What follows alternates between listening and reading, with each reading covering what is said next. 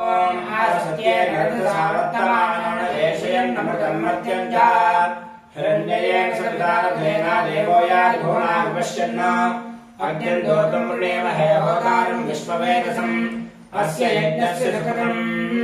कर्तृत्राय प्रचेतसे मेढष्टमादितव्यसे ओते मसन्तमगुं हृदे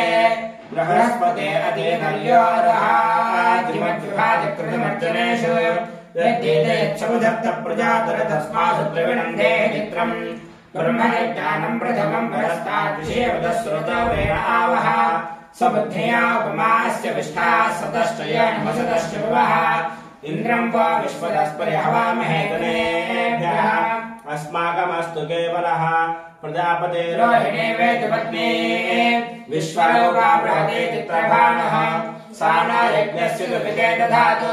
यथा देवेम शरदः समीराः रोहिणे देव्यनगात् पुरस्तात् विश्वारूपाणि प्रतिबोधमाना प्रजापतिं हविषा वर्धयन्ति प्रिया देवानामुपयाति यज्ञम् शृण्वन्ति श्रवणामृतस्य गोपान् पुण्यामस्यावशनाभिवाचम् महेन् देवें विष्णवद्देव धूर्याम् प्रतीकेमेनागम् हविषा यजामः त्रेधा विष्टरुकायो विचक्रमे महेन् दिवम् पृथिवीमन्तरिक्षम् तच्छ्रवणे तिश्रवैच्छमाना पुण्यगुष्वाकम् विदमानाय कृण्वते आयात देवः सवितोपयात् हिरण्ययेन सुकृतारथेन वाहनहस्तमम् शुभगम् विद्मनापसम् प्रयच्छन्तम् पपरिम् पुण्यवच्छा हस्तः प्रयच्छत्वमृतम् वसीयः दक्षिणेन प्रतिगृह्णेम एनत् दातारमज्युतपिता विजेया यो न हस्ताय प्रसवादयज्ञम् न हि प्रवेदसृतस्य पन्थापिते ऋतर्ऋतनानुद्यमानः विरणादाभिधावः षष्टिश्चत्रकंशकावल्काः शुक्लकृष्णातिशास्तिको सारागवस्त्रे त्रिदक्षः वसन्तमलभिः सह संवत्सरस्य सवितुः प्रैषगत्प्रथमस्पृतः अमोनादेत्यन्यान् दुर्गे स्मृता हरसि भीतमशेषदन्तो स्वस्थे स्मृतामतिमतेव शुभान्तरासे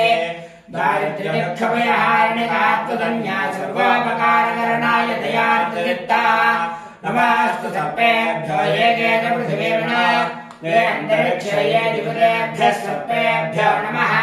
ये दोरोचने दिवो ये वा सूर्यस्य रश्मिषु येषामप्सुसतः कृतं तेभ्यः सर्पेभ्यो नमः या इषवो या दुधानानां ये वा वनस्पतिः गुम्रण ये वा वटेषु चेरते तेभ्यः सर्पेभ्यो नमः सम्राट्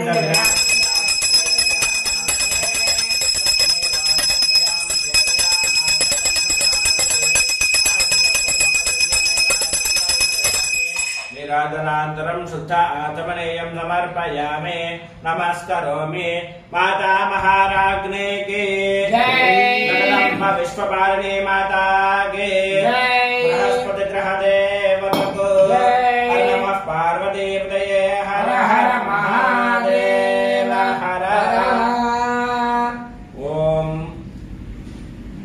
आसत्ये नरदसावर्तमानानुवेशयन्नमृतं मर्त्यं च हिरण्ययेन सवितारथेन देवो यादिभुवना विपश्यन् अग्निं दोतं वृणेमहे होतारं विश्ववेदसम् अस्य यज्ञस्य सुकृतं कर्तृत्राय प्रचेतसे मेढष्टमायतव्यसे ओते मसन्तमगुं हृदे बृहस्पते अतीतर्योरहाद्यमद्विभाजकृतमर्जनेषु यद्देते क्षमदत्त प्रजातत तस्मासु द्रविणं देहि चित्रम् ब्रह्मज्ञानं प्रथमं परस्ताद्विषयवदस्रुतो वेन आवह सबुद्ध्या उपमास्य विष्ठाः सतश्चयेन वसतश्च भवः इन्द्रं वो विश्वदस्परि हवामहे तनेभ्यः अस्माकमस्तु केवलः ॐ सोमो राधा मृगशीर्षेण आगन्न शिवन्नक्षत्रं प्रियमस्य धामा आप्यायमानो बहुधा जनेषु वेदः प्रदान्वितमाने दधातु यत्ते नक्षत्रं मृगशीर्षमस्ति प्रियं प्राणं प्रीतमं प्रियाणाम् तस्मै ते सोमः हविषा विधेम शृण्वयेद्विपदे शञ्जनिष्पदे त्वष्टा नक्षत्रमभ्येति चित्राम् शुभगं सजन्यपतिकं रोचमानाम् विवेशेन्नमृतान् मर्त्यापुष्टा रूपाणि पुंसन् भुवनानि विश्वा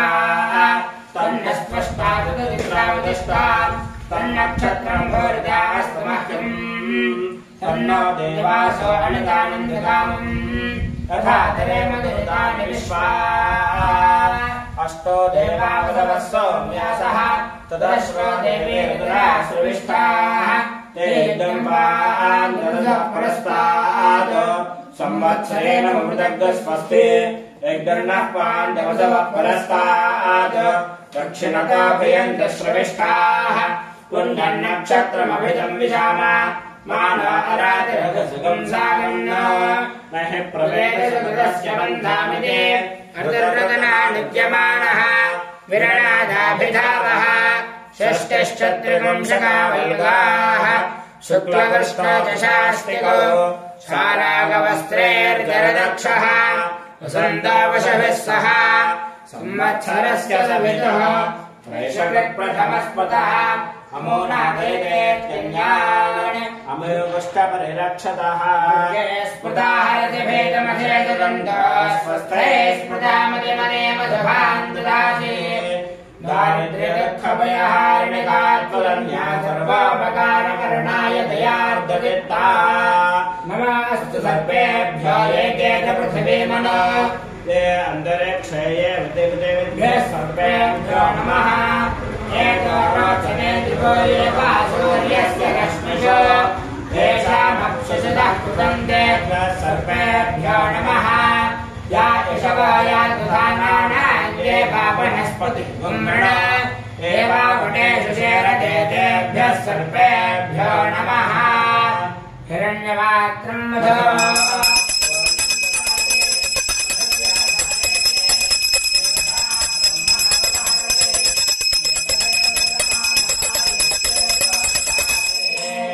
आनन्दकर्पूरमङ्गलजनैराजनं दर्शयामि नीराजनान्तरं पुष्पार्घ्यं समर्पयामि नमस्करोमि माता महाराज्ञे की जगदम्ब विश्वपालिनी माता की नमः पार्वतीपतये हर हर महादेव हर आसत्येन रजसा वर्तमानो निवेशयन्नमृतं मर्त्यं च हिरण्ययेन सवितारथेन देवो यातु भुवना विपश्यन् अर्घ्यं दोतं वृणेमहे होतारं विश्ववेदसम् अस्य यज्ञस्य सुकृतम् कर्तृत्राय प्रदेतसे मेढष्टमादिलभ्यसे ओजेमसन्तमं भुवे बृहस्पते अतियज्ञादहाद्यमद्विभाजकृतमर्चनेषु तद्देदयच्छमसप्तप्रजा तदतस्मासत्त्वविनं देहि चित्रम् ब्रह्मज्ञानं प्रथमं वरस्ताद्विषेमदश्रुतवेन आवह सबुद्ध्या उपमास्य विष्टाः सतष्टयो निमसदष्टविवः इन्द्रं वा विश्वदस्पर्यहवामहे तमेभ्यः अस्माकमस्तुदेवतः आयया रुद्रः प्रथमानयेते श्रेष्ठा देवानां पतिरग्न्यानां नक्षत्रमस्य हविषा विधेम मानः प्रजागुम्रेरशन्नोदवीरान् वेदे रुद्रस्य ग्रीववृणन्तु आद्रा नक्षत्रं द्विशतागुं हविर्नः प्रमुञ्चमानादिरुदानि विश्वा अपाखशकं सन्नतता परातिम् वायुर्नक्षत्रमभ्येति निश्चा तिग्मशङ्गो वृषभारोरुवानः समेरयन् भुवनामातरिष्वा अपद्वेषागुं सन्नुतामरातीः तन्ना वायुस्तु निश्चासनात् तन्नक्षत्रं भूरिदास्तु मह्यम् तन्ना देवासो अनुदानन्तु कामम् यथा तरेम दुरितानि विश्वा ॐ क्षत्रस्य राजा वर्णाधिराजः नक्षत्राणागुं शतभिषग्वसिष्ठः तौ देवेभ्यः प्रणतो दीर्घायुः सदगुं सहस्राभेषजानि धत्तः यज्ञन्नो राजा वर्णोपयात् तन्नो विश्वे अभिषयन्त देवाः तन्नो नक्षत्रगुं शतभिषज्जुषाणम् दीर्घमायुः प्रतिरभ्येषजानि न हि प्रवेदसकृतस्य पन्थामिति ऋतुर्ऋतमा विद्यमानः विननादाभिधावः षष्टिश्चत्रगंशकावल्गाः शुक्लकृष्णो च शास्त्रिको सारागवस्त्रेर्जरदक्षः वसन्तावसभिः सह संवत्सरस्य समितः प्रैषकृत्प्रथमस्मृतः अमोनादेतेऽन्यान् अमोघश्च परिरक्षतः द्वितीये स्मृता हरदभेदमचेदन्ते स्मृता मदेव सभाम् ददासे दारिद्र्यदक्षभयहारिणिकात्मदन्या सर्वापकारकरणाय दयात्यचित्ता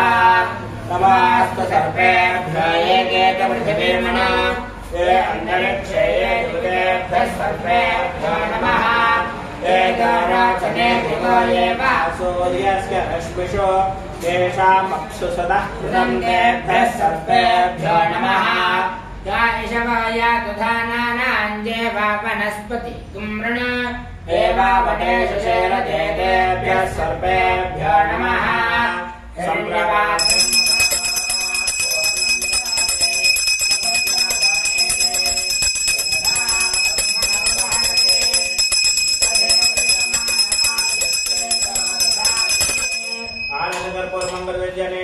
दर्शयामि निरादरान्तरं शुद्ध आत्मनेयं समर्पयामि नमस्करोमि माता महाराज्ञी की जय जगदम्ब विश्वपालिनी माता की जय नमः पार्वतीपते हर हर महादेव हर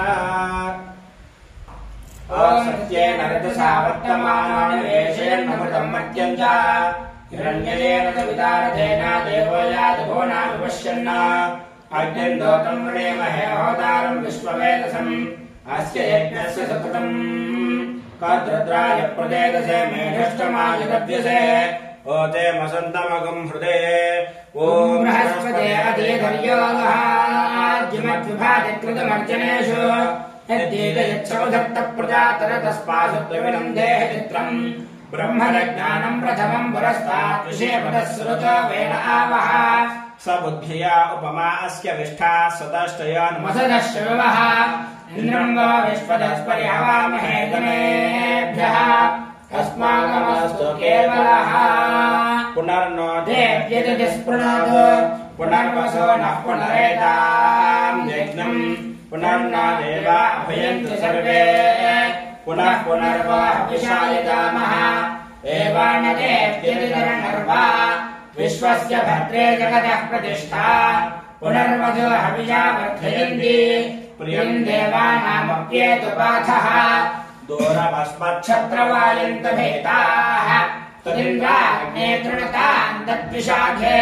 तन्नो देवा अनुमदन्त यज्ञम् पश्चात् परस्तादभयन्यास्तु नक्षत्राणामधिपत्ने विशाखे श्रेष्ठाविन्द्राग्ने भुवनस्य गोपौ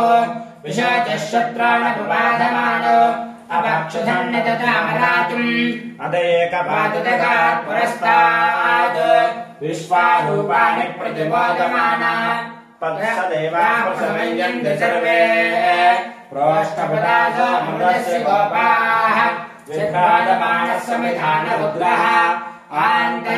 आन्तरिक्षमरहगद्याम् तगम् सूर्यम् देवमजमेकपादम् प्रोष्ठपदासो अनयन्ति सर्वे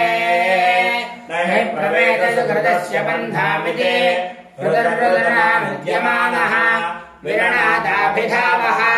षष्टिश्च त्रिगुंशकावल्काः शुक्लकृष्णा च शास्तिको सारागवस्त्रेर्जलदक्षः वसन्तवशभिः सह संवत्सरस्य समितः प्रैषकृत्प्रथमस्मृतः अमोनादेतेऽन्यान् अमोघश्च परिरक्षतः द्वितीये स्मृता हरसभेदमशेषदन्तः स्वस्थे स्मृता मदेव सभाम् ददासे दारिद्र्यदुःखभयहारिणिकात्मदन्या सर्वोपकारकरणाय दयार्द्रचित्ता नमस्तु सर्वेभ्यो एकेत पृथिवीमना ये अन्तरिक्षे ये दुर्गेभ्यः सर्वेभ्यो नमः एतरातने दिवो ये वा सूर्यस्य रश्मिषु येषामप्सु सदः कृतम् तेभ्यः सर्वेभ्यो नमः या ईशवो या दुधानानाम् ये वा वनस्पति गुम्रण एवावटेषु चेरते तेभ्यः सर्वेभ्यो नमः हिरण्यवात्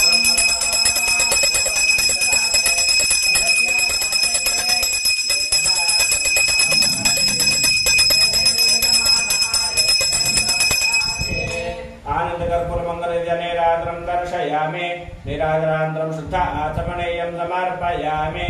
नमस्करोमि हर नमः पार्वतीपतये हर हर महादेव हर ॐ आसत्ये नरद सावर्तमानान् देशयन्नमृतं मर्त्यञ्च हिरण्यजेन सुपितारथेन देवो याति भुवनाभिपश्यन् अग्निं दातुं वृणीमहे होतारं विश्ववेदसम्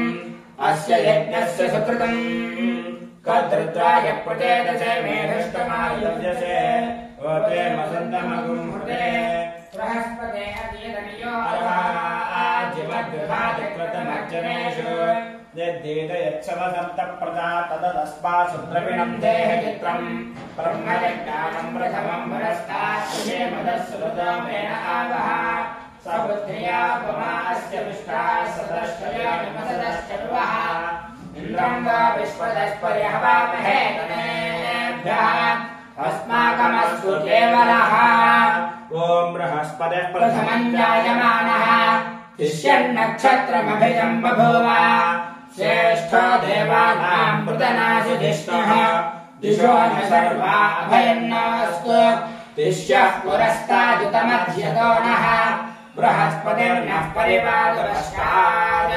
बाधेतान्द्वेषो अभयं कृणताम् सुवीर्यस्य पतयस्यामा अर्ध्यास्पहव्येर्नमसोपसत्य मित्रं देवं मित्रधेयन्न अस्तु अनुराधान् हविषा वर्धयन्तः शतञ्जेवेम शरदः सवेराः चित्रं नक्षत्रमुदगात् पुरस्तात् अनुराधा सहित यद्वदन्ते तन्मित्रयेत पतिभिर्देवयानैः हिरण्ययैर्विगतेरन्तरिक्षे तन्ना विश्वे उपशृण्वन्त देवाः तदषाढा अभिषिञ्चन्त यज्ञम् तन्नक्षत्रं प्रथथां पशुभ्यः वृषभभिष्टर्यजमानाय कल्पताम् शुभ्राः कन्यायुपतयः सुपेशसः कर्मगतः सुकृता वीर्यावतेः विश्वान् देवान् हविषा वर्धयन्ते अषाढाः काममुपयान्त यज्ञम् तन्नो विश्वे उपशृण्वन्त देवाः प्रवेदसुकृतस्य पन्थामिके ऋतव्रतनानुद्यमानः विननादाभिधावः षष्टिश्चत्रिपुंशकावल्ताः शुक्लकृष्णोदशाष्टिकौ सारागवस्त्रेऽर्जनदक्षः सन्तोपशभिः सह संवत्सरस्य सवितुः प्रैषकृत्प्रथमस्मृतः अमोना देवेत्यन्यान् अमोदुष्टपरिरक्षतः तृतीये स्मृता हरतिभेदमशेषदन्तो स्वस्थे स्मृता मते मते तथान् ददासे दारिद्र्य दुःखभयहारिणिकात्मदन्या सर्वोपकारकरणाय दयार्द्रचित्ता नमस्तु सर्पेभ्यो ये पृथिवीमनो ये अन्तरिक्षे ये दिवितेभ्यः सर्पेभ्यो नमः रोचने दिवो ये वा सूर्यस्य रश्मिषु येषामप्सु सदः कृतं तेभ्यः सर्पेभ्यो भ्यो नमः या इषवाया दुधानानां ये वा वनस्पतिर्गुम्रण ये वा वटेषु चेरते तेभ्यः सर्पेभ्यो नमः हिरण्यमातृमखः पूर्णं ददाते मधव्या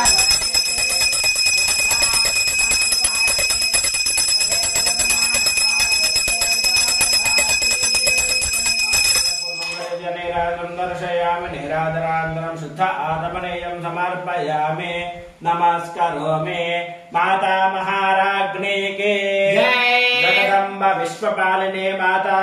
के हर नमः पार्वतीपतये हर हर महादेव हर ॐ आसत्येन रजसा वर्तमानानि वेषयन्नमृतं मर्त्यन्ता हिरण्ययेन सवितारथेन देवो याति भुवनाभिपश्यन् अग्निं दोतं वृणीमहे होतारं विश्ववेदसम् अस्य यज्ञस्य सुकृतम् कर्तृत्राय प्रचेतसे मेषष्टमायुज्यसे ओजे मसन्तमगुं हृदे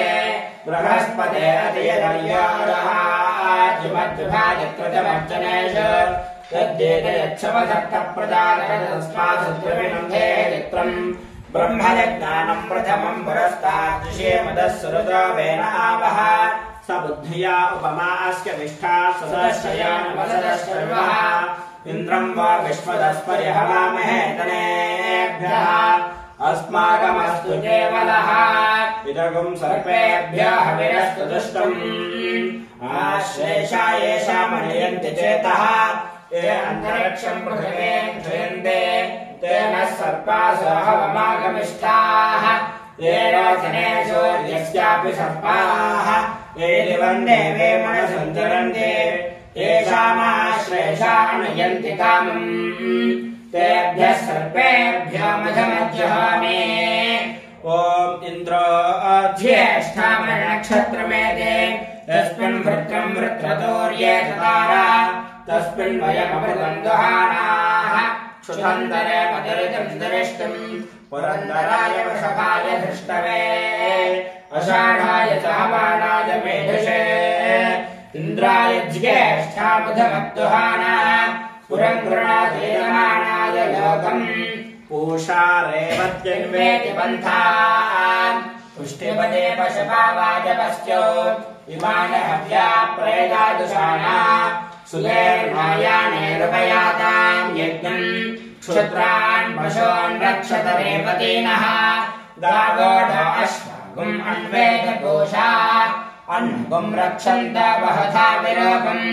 वादकम् शृणुतान् युधमानाय यज्ञम् ॐ न हि प्रवेदसुकृतस्य पन्थामिति हृदर्हृदनानित्यमानः विननादाभिधावः सृष्टिश्चत्रिवंशकावल्लाः शुक्लकृष्णो च शास्तिकौ सारागवस्त्रैर्जलदक्षः वसन्तावसभिः सह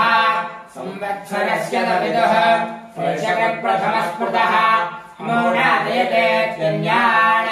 अमोघश्च परिरक्षतः दुर्गे स्मृता हरिषभे तमसे सुदन्तो स्वस्थे स्मृता मतिमदेव सुभां ददासि दारिद्र्यदुःखभयहारिणिकात्मदन्या सर्वोपकारकरणाय तया मुदिता नमोऽस्तु सर्पेभ्यो ये च पृथिवीमना ये अन्तरिक्षे ये दिवेभ्यः सर्पेभ्यो नमः ये रोचने दिवो ये वा सूर्यस्य रश्मिषु येषामप्सु सदः कृतं तेभ्यः सर्पेभ्यो नमः या इषवो या दधानानां ये वा वनस्पतिगुं नृण ये वा वटेषु चेरते तेभ्यः सर्पेभ्यो नमः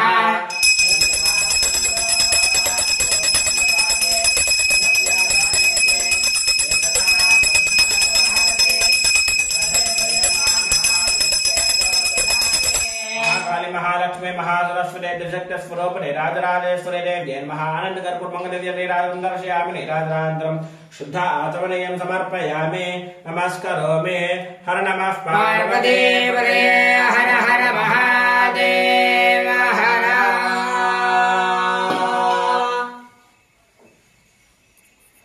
भूर्भुवस्वः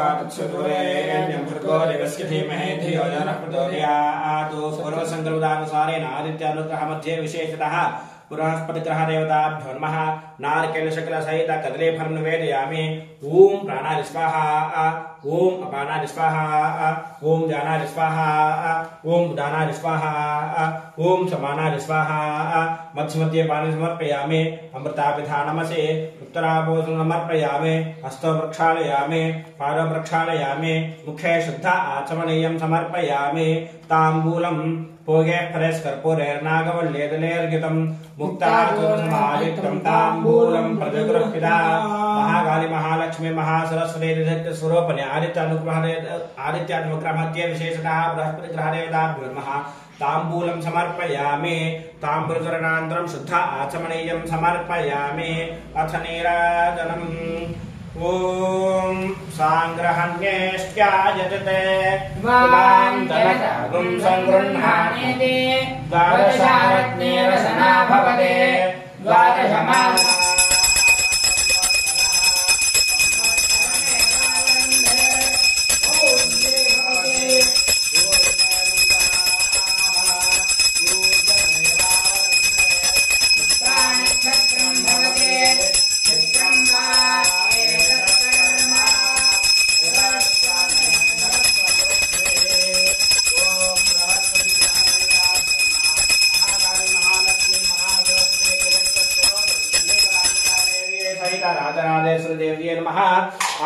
नीराजनं दर्शयामि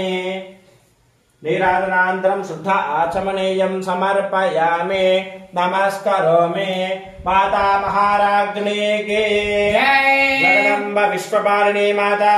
की हर नमः पार्वती पतये हर हर महादेव हर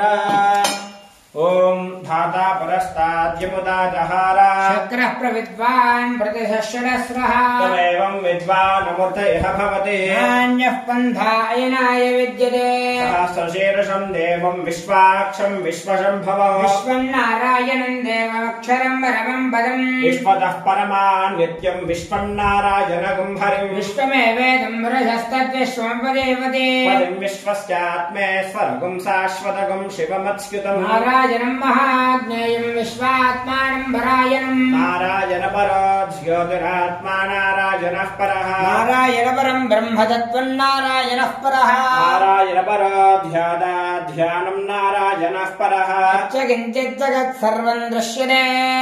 श्रूयतेऽपि वा अन्तर्बहिष्टतत्सर्वं व्याप्य नारायणस्थितः अनन्तमव्ययं कविगं समुद्रेऽन्तं विश्वशम्भवम् पद्मकोशः प्रतीकाशकं हृदयं चाप्यथोमुखो निश्चाविदस्यान्तेनाभ्यामुपरितिष्ठते मालाकुलं भाति विश्वस्यायतनं महत् सन्ततकं शिलाभिस्थलं वत्याकोशसन्निभम् तस्यान्तेषु शिरगं सूक्ष्मं तस्मिन् सर्वं प्रतिष्ठितं तस्य मध्ये महानग्निर्विश्वाच्यर्विश्वतो मुखः सोऽग्रभुग्विपदन्तिष्ठन्नाहारमदरः कविः यगोर्ध्वमदस्यायेरस्मयस्तस्य सन्तता सन्दापैतस्वन्देहमापाददलमस्तकः तस्य मध्ये वह्निषुधानीयोर्ध्वाव्यवस्थितः नीरतो इदमध्यस्थात् विद्युल्लेखे विभास्वर देवारसोकवर्तन्वे वेदाभास्वत्यनुपमा तस्याशिखाया मध्ये परमा आत्मा व्यवस्थितः ब्रह्मदवस्तारस्येन्द्रस्वोक्षरः परमस्वरान् योगाम् पुष्पं वेद पुष्पवान् प्रजावान् पशुमान् भवते चन्द्रमा वा अपां पुष्पम् पुष्पवान् प्रजावान् पशुमान् भवते एवं वेद योपामायतनं वेद आयतनवान् भवति अग्निर्वा अपामायतनम् आयतनवान् भवति योऽग्निरायतनं वेद आयतनवान् भवति आपोपा अग्निरायतनम् आयतनवान् भवति एवं वेद योपामायतनं वेद आयतनवान् भवते वायुर्वा अपामायतनो आयतनवान् भवते यो वायो राजतनं वेद आयतनवान् भवते आपो वै वायो राजतनो आयतनवान् भवते एवं वेद योपामायतनं वेद आयतनवान् भवति असो वै तपन्नपामायतनम् आयतनवान् भवति योमश्यतवदायतनं वेद आयतनवान् भवति आपो वा अमश्यतवदायतनम् आयतनवान् भवति एवं वेद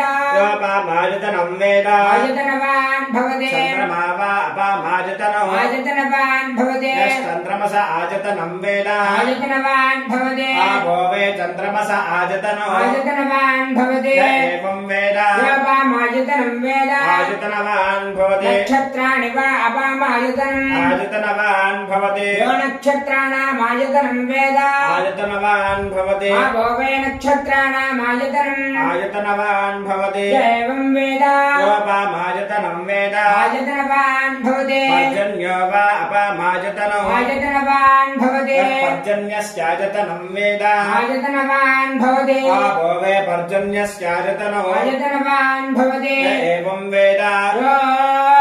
योपामायतनं वेद आयतनवान् भवति संवत्सरा वा अपामायतनम् आयतनवान् भवति संवत्सरस्यायतनं वेद आयतनवान् भवति आपो वै संवत्सरस्यायतनम् आयतनवान् भवति एवं वेद योऽप्सुनावं प्रतिष्ठितां वेद प्रत्येव तिष्ठति राजाधिराजाय प्रसह्य साहिने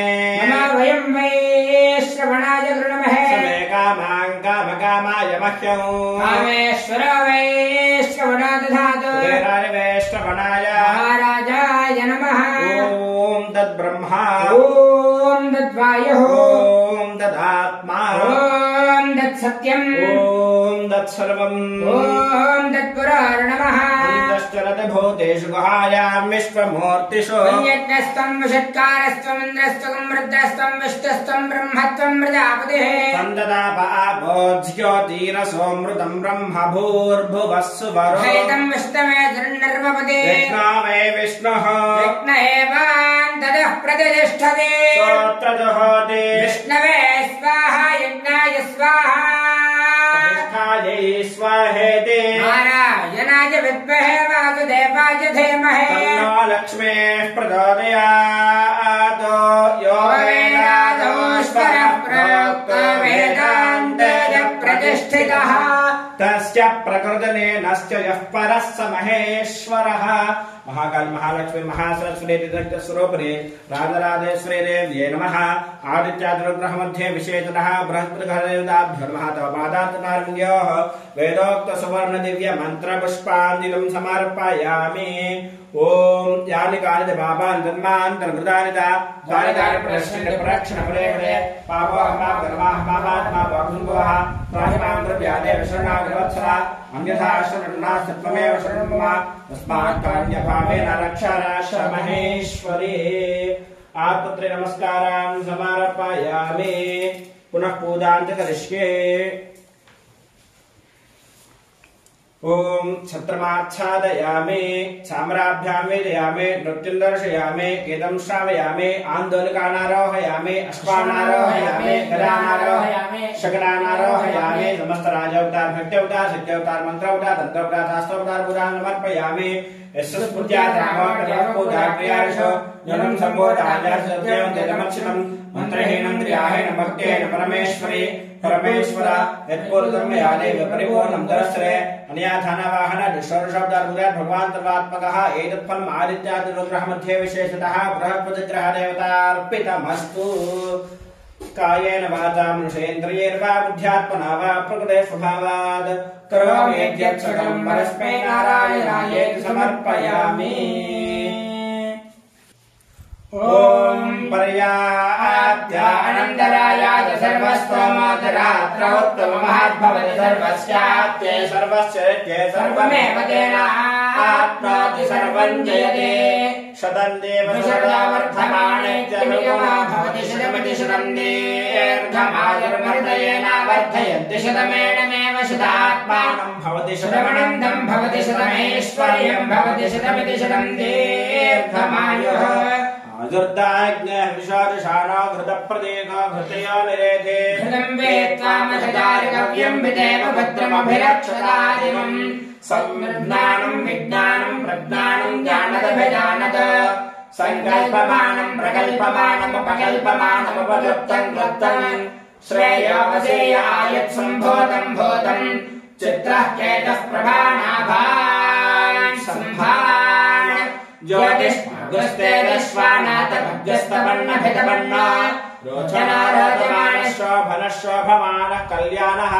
धान्यं धनं पशुं बहुपुत्रलाभकं शतसंवत्सरं दीर्घमायुः शतमानं भवति शतायुः पुरुषः शतेन्द्रिय आयुष्येवेन्द्रिये प्रतिष्ठति यजमानस्य संकल्प मुहूर्तः शुभ मुहूर्तो अस्तु तथास्तु संपूर्ण आदित्यादि नवग्रह दोष परिहारो अस्तु तथास्तु।